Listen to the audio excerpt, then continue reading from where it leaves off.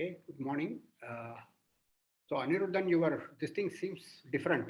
Tessellate I see as your. Yes, today there's a session, so I just Yeah, good. Yeah, very good. So I will share the screen soon.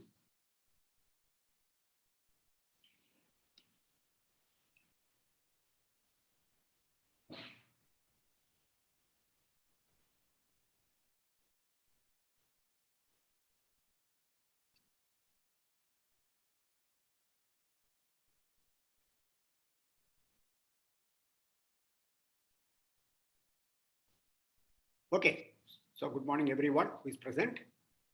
So today we will begin with the conditional distributions of these waiting times, given that in an interval of length t, exactly n arrivals have taken place. So here you will see that this properties, they are going to be consequences of order statistics. And before we come to that, we just look at something where we can say anything, something without knowing anything about order statistics. That is the elementary case. The conditional distribution of A1 or W1. A1 and W1 are same. That is the first arrival, time of first arrival. So of course, n denotes the time homogeneous Poisson process. Arrival rate is lambda. And Wn are the times of arrival, successive events. So Wn is the time of arrival of the nth event. And the Aj, which is Wj minus 1, is the waiting time between the j minus 1th and the jth arrivals, two consecutive arrivals. And this is a sequence of inter-arrival times. We already know that Ajs are IAD exponential lambda. Okay.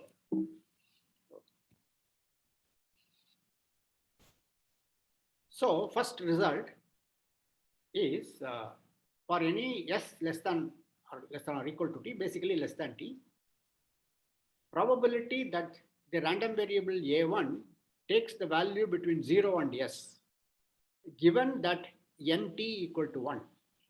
So if you a priori know that during 0 to t there is exactly one arrival, there has been exactly one arrival, what is the conditional probability that the arrival has taken place?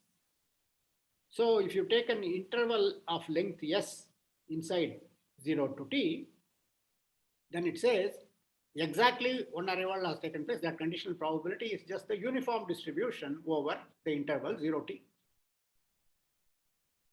So this is the conditional probability that the arrival has taken place before time s, and that is this proportion s divided by t.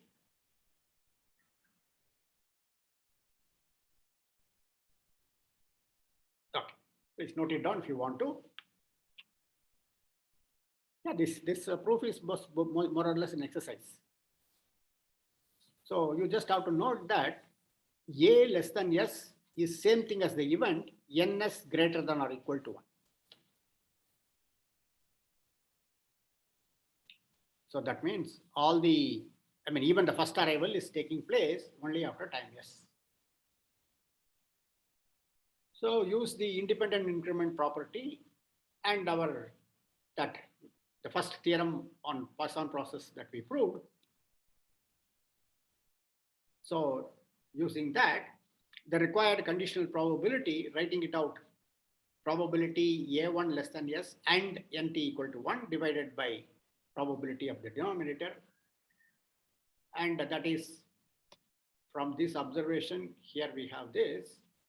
So which means by time s, one event has occurred, if ns is going to be greater than or equal to 1. So ns is equal to 1 along with this. Rather, these two together means during time 0 to s, there has been at least one arrival, and this says by time t there has been only one arrival, so that arrival must have taken place before time s. So probability ns equal to 1, And nt minus ns, in that interval s to t, there has been no arrival, divided by probability of nt equal to 1. So these two events are independent because of the independent increment property, and so therefore you can explicitly write down this expression using this theorem, and again here, and you know the expression for this. So if you write it out, all these things, the numerator and denominator, using that first theorem on Poisson processes, and after taking care of the cancellations, you will see it is S divided by T. So this part is, this equality is left as an exercise, small exercise. Please note it down.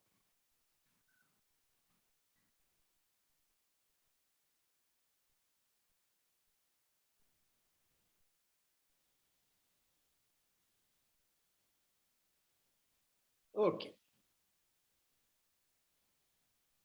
So next, so we want to extend the above result to the case of n arrivals, but extending means what? So if nt equal to n, then it is clear that all the wi's are less than or equal to t up to I equal to n.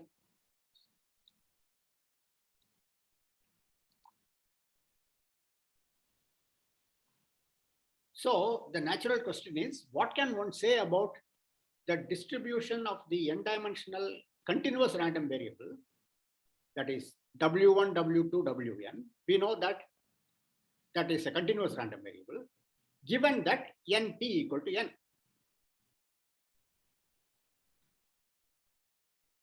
That is a natural question. Of course, we also know that these wi's, they are in increasing order.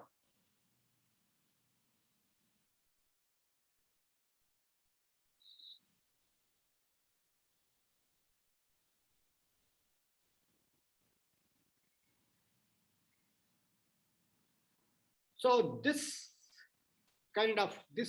relation sort of suggests that one may perhaps, it may be fruitful to look at order statistics.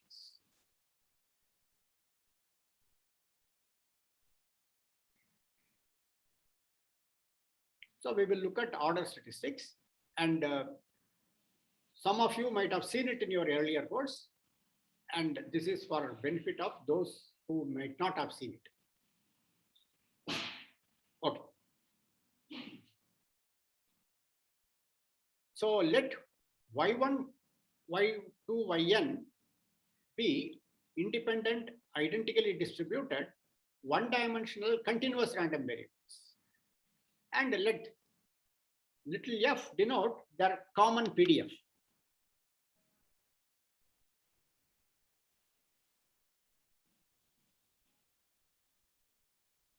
So let y subscript parenthesis 1, y subscript parenthesis 2, y subscript parenthesis n denote the corresponding order statistics. So that is, for each omega in the basic probability space, y subscript parenthesis k omega is the kth smallest value among y1 omega, y2 omega, yn omega, for k running over 1 to n.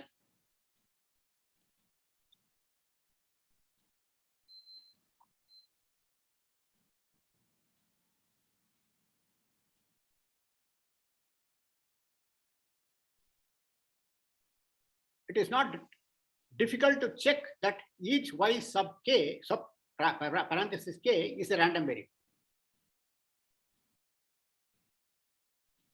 Even if these yi's are discrete random variables. So you take just for put n equal to 2, then y subscript parenthesis 1 will be y1, where y1 is strictly less than y2, and y2 over the set where y2 is strictly less than y1, and on the set y1 equal to y2, it can be either of the two. In that case, there is a tie. So since the yi's are random variable, y1 strictly less than y2, y2 strictly less than y1, and y1 equal to y2, they are all Borel sets, or rather, they are all events in the basic probability space. So you can easily see that that is true in when n equal to 2. When n equal to 3, you will have to consider various permutations, combinations. Though when n is fairly large, that will be a horrendously large number, still it is a finite number.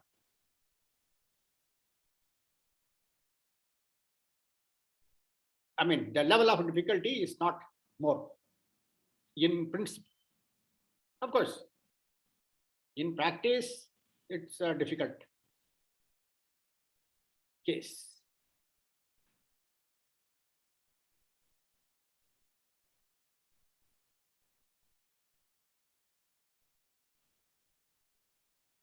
When n equal to 2, you have only two these things. The minimum of the y1, y2 or the maximum. Note it down if you want to.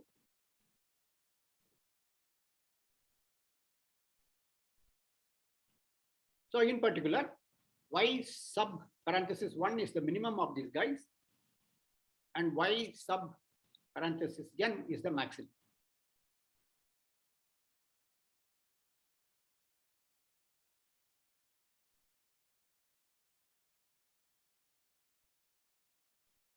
So in general, this is in non-decreasing order for any omega. Of course, it is possible that y parenthesis k may be equal to the other one if there is a tie. Fortunately, these are independent continuous random variables. We are assuming that.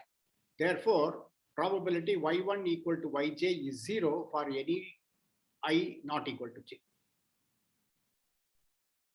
So this makes life simpler in the case of continuous random.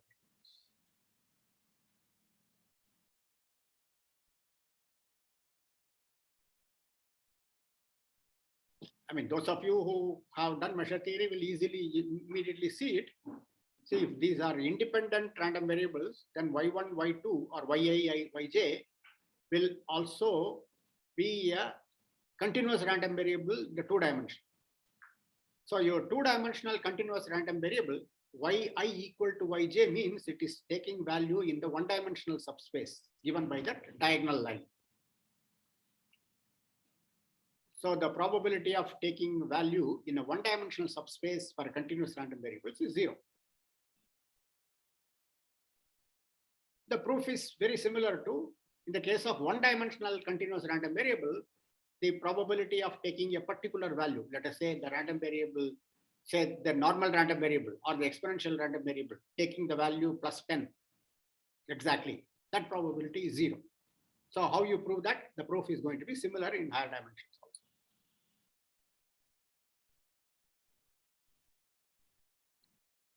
So in the case of discrete random variable, the study of order statistics can be quite complicated. However, in the case of independent continuous random variables, it is much simpler.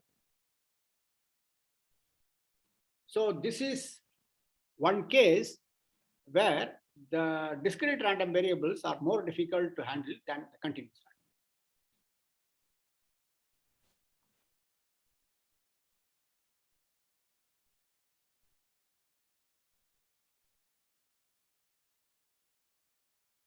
At a general level. Note it down if you want.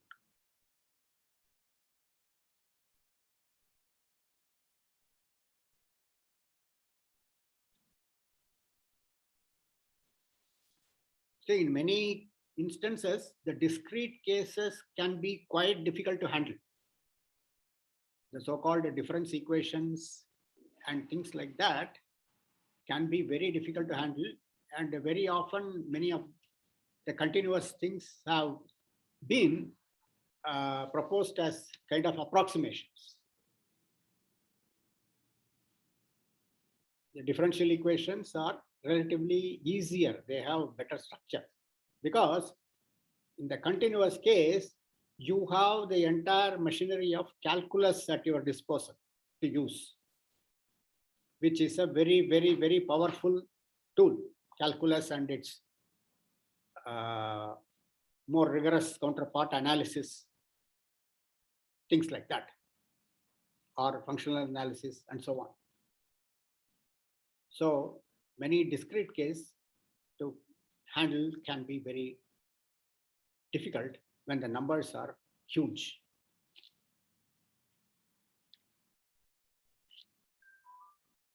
Okay.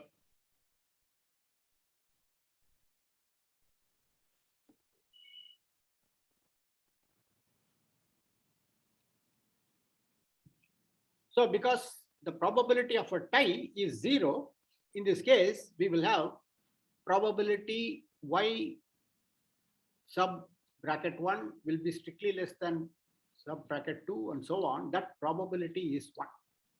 So with probability 1, these things are strictly increasing. So for almost every omega, this will be strictly increasing.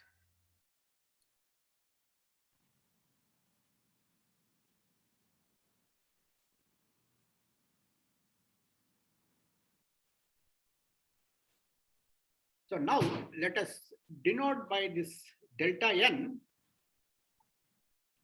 the set of all y1, y2, yn in Rn such that these yi's are in increasing order.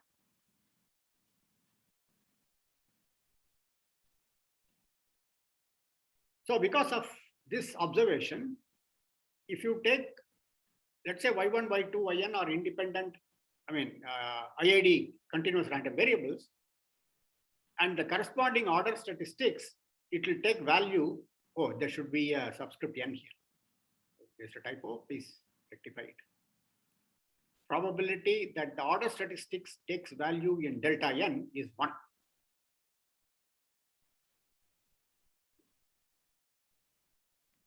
In other words, if one is interested in the probability of the order statistics taking the PDF and things like that, the PDF of this random variable is going to be 0 outside of delta n.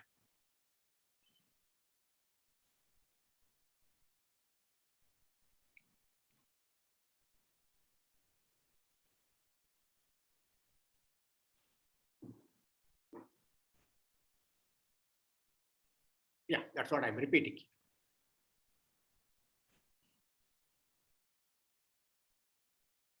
So you can easily see that this set is an open set in R. And so it's a nice set, or a Borel set in R.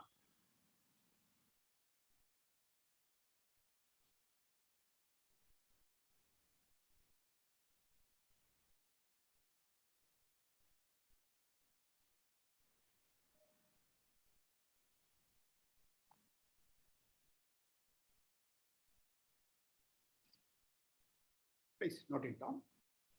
This kind of statements one makes, for the benefit of those who have not done measure theory, that when we talk about probability of this guy is taking value in such a set, those things are legitimate objects.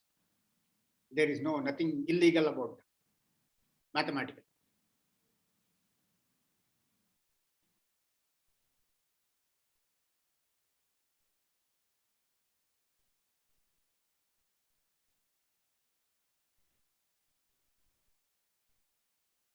See, in a way, measure theory is basically a kind of giving license for many things which one has been treating rather loosely earlier. Okay. Of course, if I make a statement, Professor B.B. Garu will roast me alive, but still.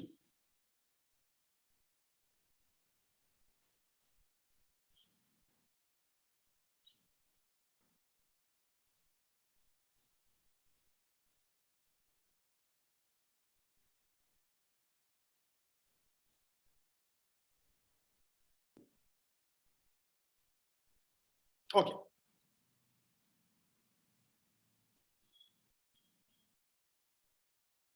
Let us now look at the case of what can one say about the order statistics, the PDF of order statistics for continuous IID random. N of them, it's only finitely.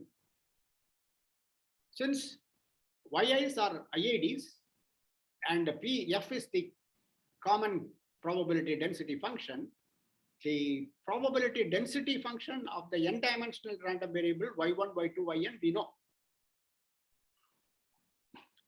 The probability density function of this n-dimensional random variable at a point y1, y2, yn is precisely the product of f at yi's. This is for each point in order.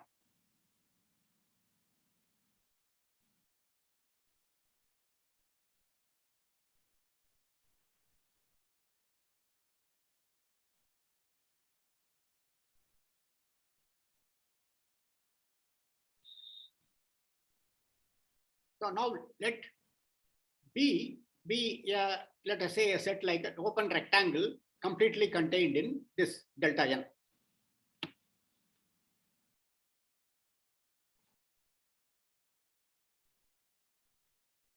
So as we have been doing earlier, we will try to find probability that the order statistics takes value in an open rectangle completely contained in this delta n.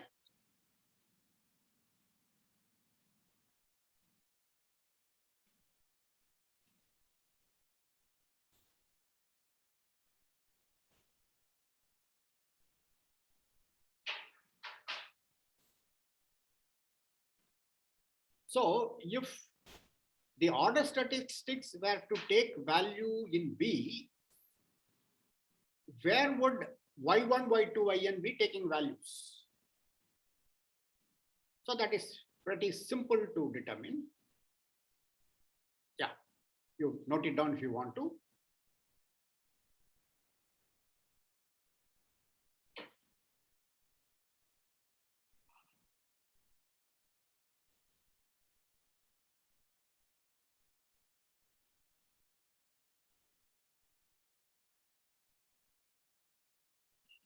Let me go back to.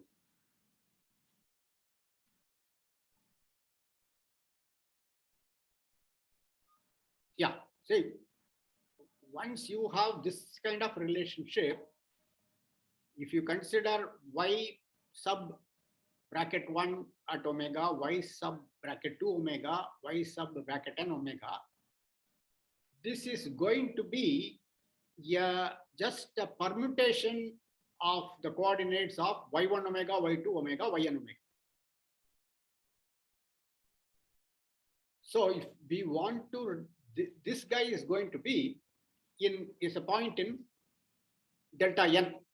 So all the possibilities for y1, y2, yn is that there will be different permutations of the coordinates of that guy.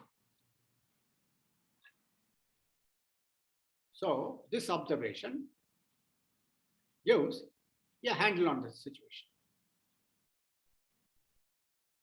So it is an n-dimensional vector space. So you have n coordinates for any point. So consider the different permutations of coordinates. You know that there are totally n factorial permutations.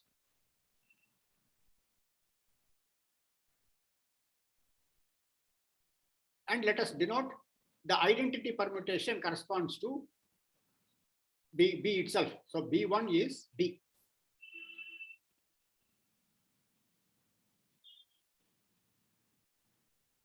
And any permutation of coordinates will map B to one of the BIs, depending on that permutation, and to exactly one of the BIs.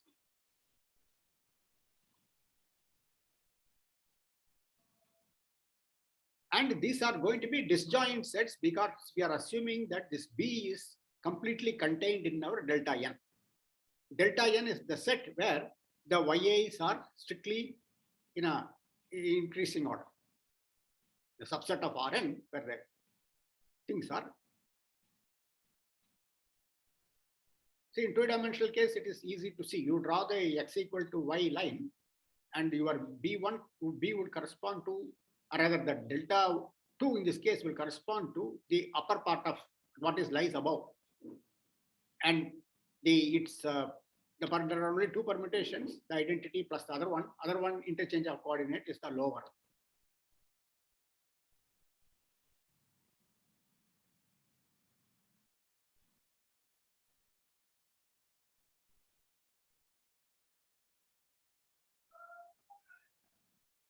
So these are distinct permutations and leading to disjoint sets in Rn.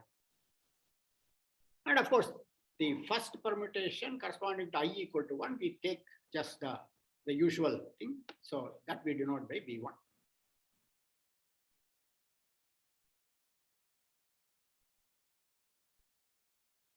Consequently, we have probability of the order statistics yi belonging to B is same thing as the probability of the original y1, y2, yn taking values in union bi, I going from 1 to n factorial.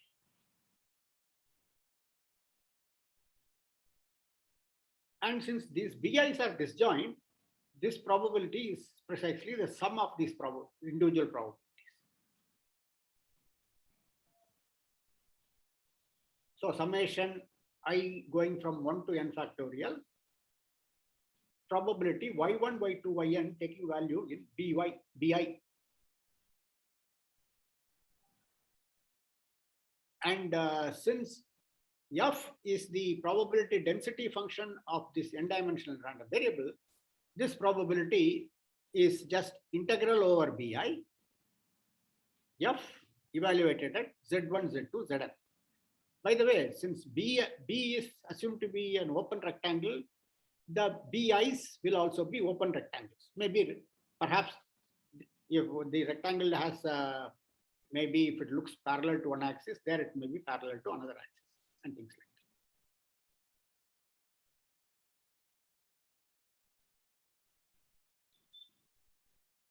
that. So this integral over bi, f z1, z2, zn, dz1, dz2. And since these yi's are independent, this joint PDF is the product of the individual PDFs.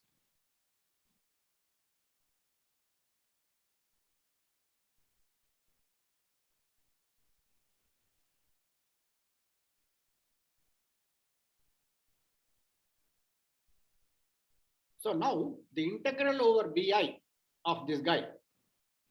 Now note that the function z1, z2, zn going to this product, that is symmetric with respect to permutations.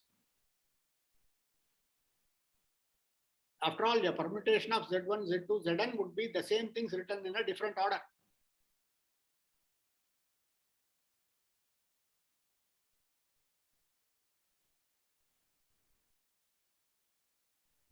And also these bi's have the same kind of Lebesgue measure. The measure is preserved because it's just basically a permutation of coordinates and so on.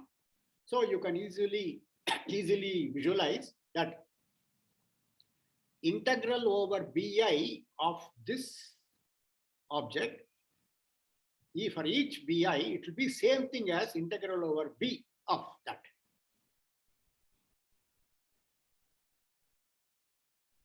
And there are n factorial terms. So you have n factorial times the integral over b.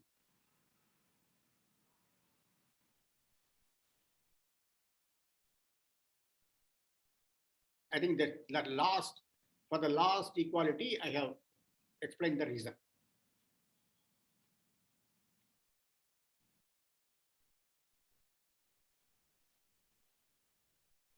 So this function z1, z2, zn going to fz1, fz2, fzn is a symmetric function. Symmetric in its coordinates.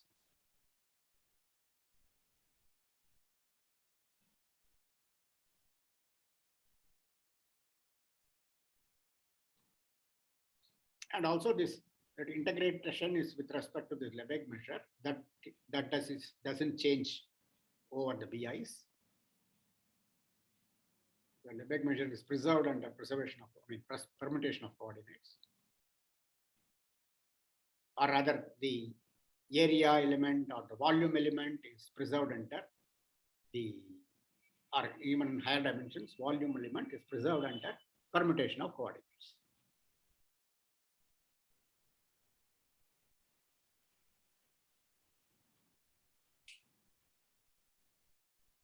Note it down, especially those of you who have not seen this argument earlier. This part I am just taking from Hoyle-Portenstone probability theory, a book you might have used in your earlier course.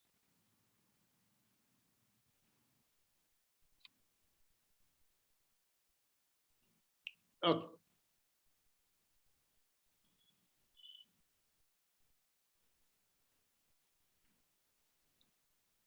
All right. So now the probability of the order statistics taking value in B, we have expressed as an integral over B of this function n factorial times fz1, fz2, fzn. Integral over B of that function. And B is any arbitrary open rectangle or sets like that in completely contained in delta n. So this formula will be valid for any nice set in delta n. So that is what. Since above holds for every open rectangle contained in delta n, and if you know measure theory, for the reason is that such sets, such open sets, they generate the Borel sigma algebra of this set delta n.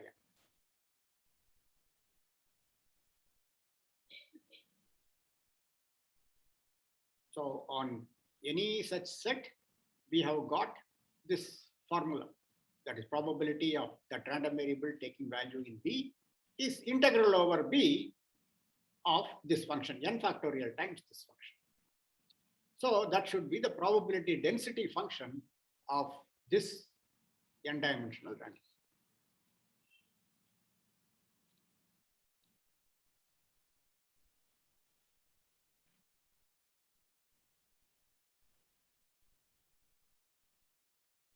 So we have this result. Let y1, y2, yn be independent, identically distributed one-dimensional continuous random variables with probability density function f.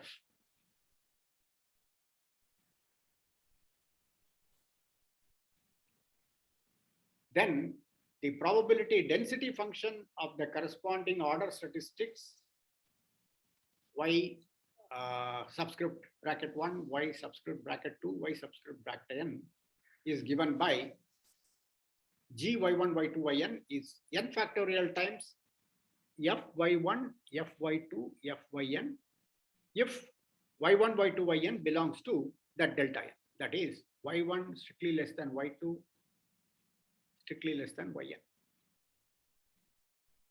And it is 0 outside of that delta.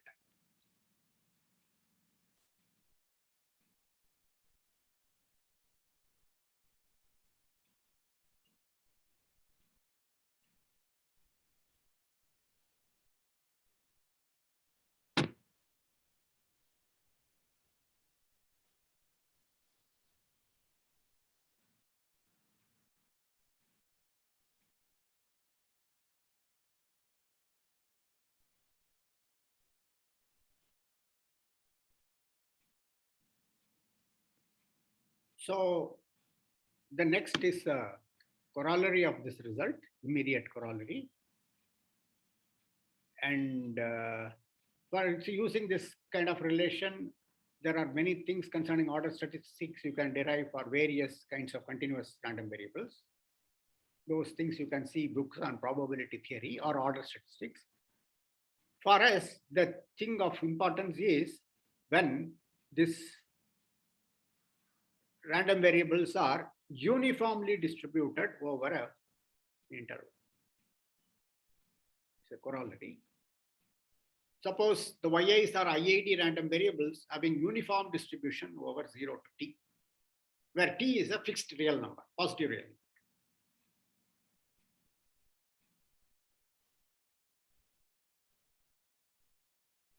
So in this case, this f will be f of s equal to 1 over t. This is a density function, 1 over t if s is between 0 and t and it is 0 outside of that interval 0 t.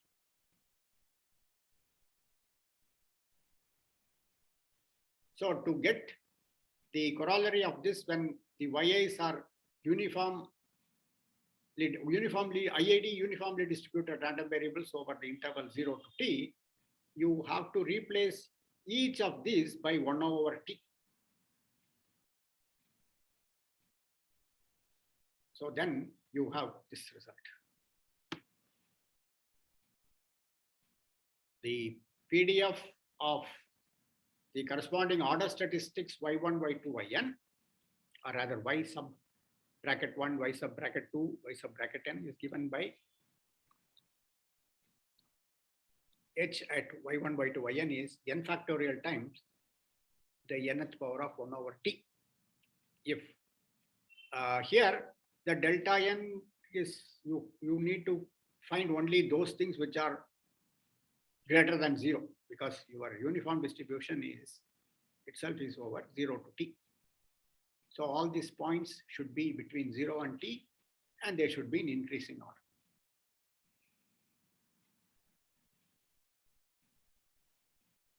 And it is 0 outside.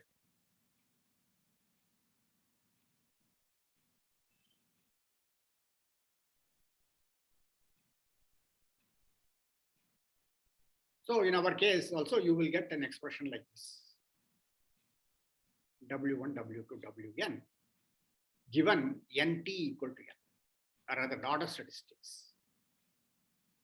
By the way, this notation for order statistics seems to be more or less universal. I think it arose from, of course, statistics.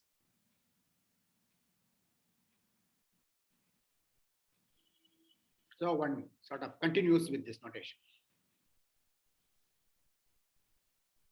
Though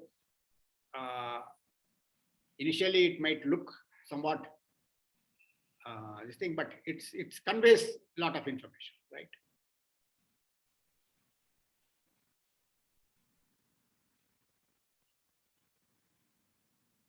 So we will stop here for the day. And the next thing I want to do it at one go, that next result. So there we will be making use of some earlier result concerning the joint distribution of W1, W2, Wn. But in a way, you will see that there is, one has to be careful about using it. So if you have any questions or comments concerning this, you may ask me now.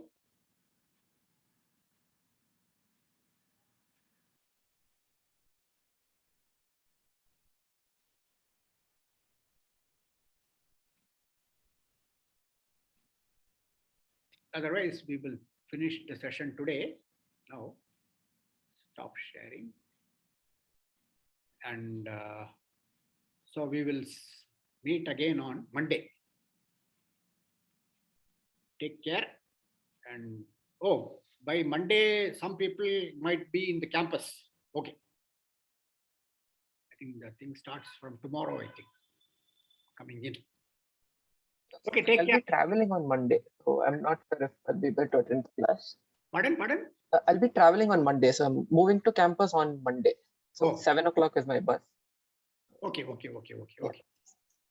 Okay, so then Monday you might miss. Yes. But, so you might. I'll try to attend if I can, if there's good connectivity on route, but. Okay. Hey, let's hope for the best and have a safe and pleasant journey. Thank you, sir. Okay. Take care, both of you. Okay. Bye, sir. Thank you. Bye. Bye, sir. Bye. I should say all of you, but still I see two names.